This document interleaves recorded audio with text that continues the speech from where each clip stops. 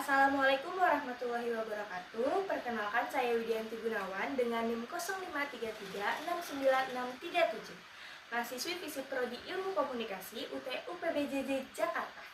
Baik, izinkan saya untuk menjawab pertanyaan yang telah diberikan oleh Ibu Tutor, yaitu penjelasannya sebagai berikut. Nomor 1.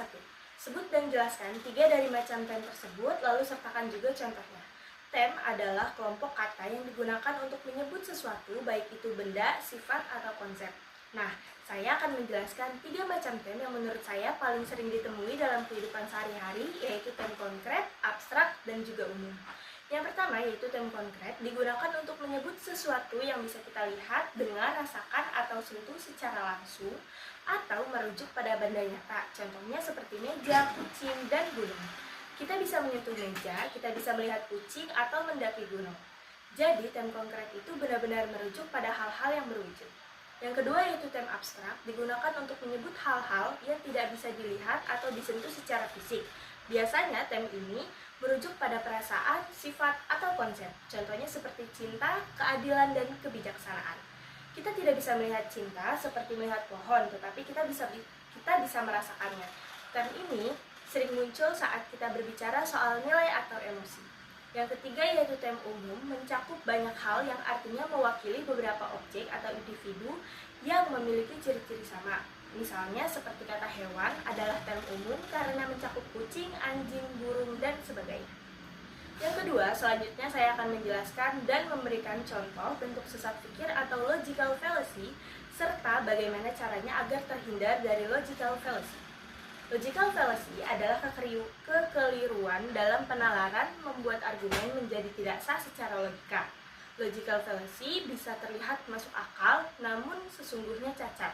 Contoh sesat pikir seperti ad hominem, yaitu menyerang pribadi lawan daripada isi argumennya.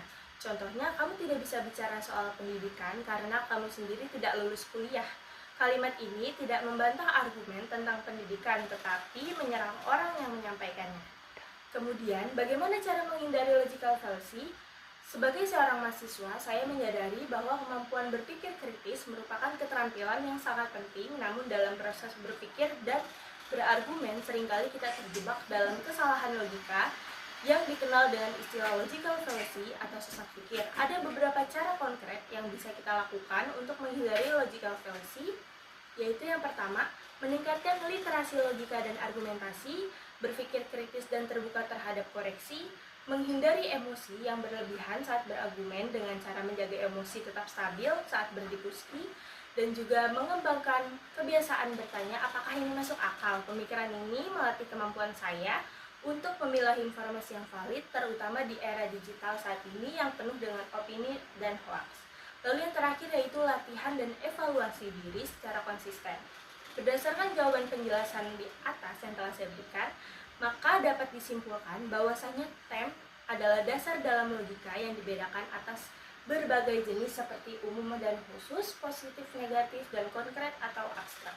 Sementara itu, logical fallacy adalah kesalahan berpikir yang sering terjadi dalam argumen. Menyadari bentuk-bentuk sesat pikir dan berlatih berpikir kritis dapat membantu kita menyampaikan argumen yang lebih kuat dan rasional dalam diskusi sehari-hari. Demikian jawaban yang telah saya berikan. Mohon maaf apabila ada kesalahan dalam pemilihan kata serta pengucapan. Mohon bimbingannya. Terima kasih. Wassalamualaikum warahmatullahi wabarakatuh.